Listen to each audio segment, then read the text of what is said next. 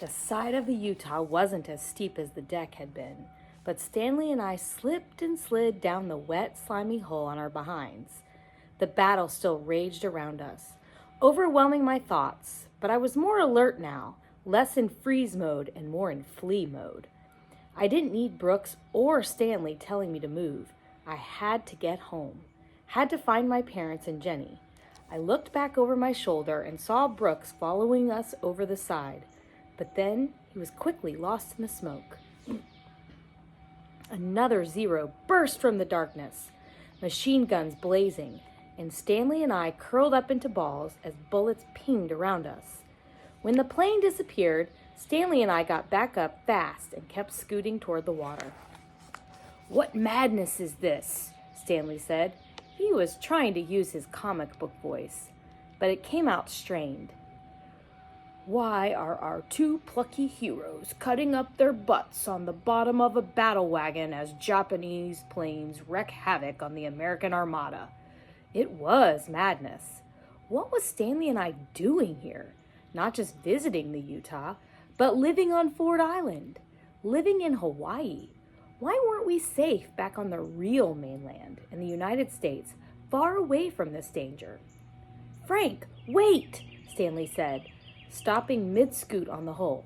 "What?" "No!" I cried. What was he doing? He was going to get us killed. "Stanley, we have to keep going." "No, listen," Stanley said, putting his ear to the hull. "I hear something." I blinked and put my ear to the slimy hole. I could barely hear it over the roar of the Zeros and the rat-tat-tat-tat of the machine gun fire. But Stanley was right. There was something there, something small and metallic sounding, clanging on the inside of the on the inside of the hull right beneath us. Tonk, tonk, tonk, tonk, tonk, tonk. I grabbed Stanley's arm. "It's Morse code, like from our Sentinel of Liberty kit." We both mailed in the application forms from our Captain America comics to join the Sentinels of Liberty, the greatest army of red-blooded young patriots ever assembled under one flag. For 10 cents each, we'd received a metal badge and an official membership card. On the back of the card were the dots and dashes of the Morse code alphabet, which we had dutifully learned and practiced. We listened again. Tonk, tonk, tonk. Tonk, tonk, tonk. Tonk, tonk, tonk. "That's SOS!" we cried in unison. I rapped on the hull with my knuckles, not in Morse code, but randomly, just to see if anyone responded.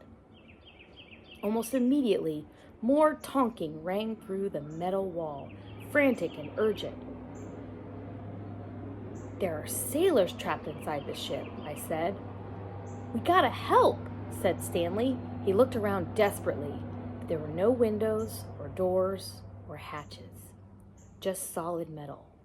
This part of the Utah was normally underwater. "Where's Brooks?" I cried. I searched for him in the smoke and chaos, but I couldn't see him.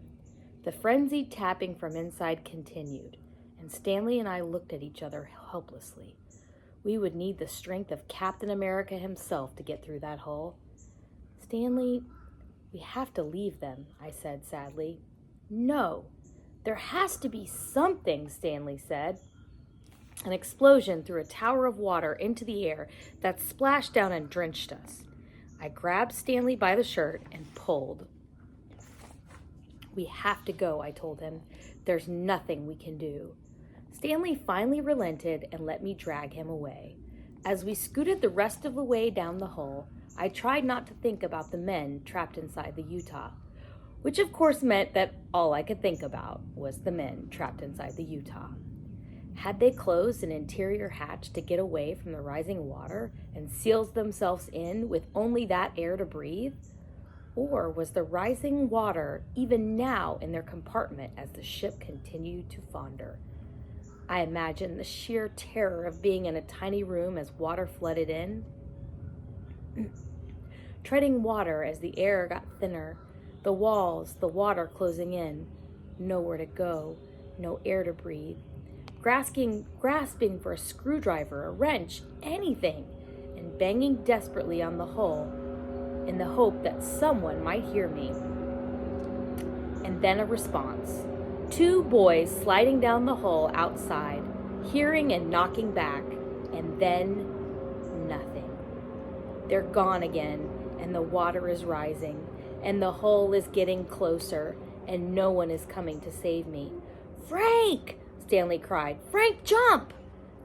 I blinked, coming out of my spiraling thoughts like being awakened from a deep sleep. I was outside the Utah, not trapped inside it, and we'd reached the water at last.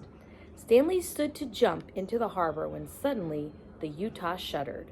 There was a sickening, gut-shaking crunch, and Stanley fell gracelessly into the water, arms and legs flailing. I held on as the Utah shifted, groaned, and finally settled, belly up. As impossible as it was, the Utah had officially sunk. "Come on!" Stanley called from the water, and I jumped.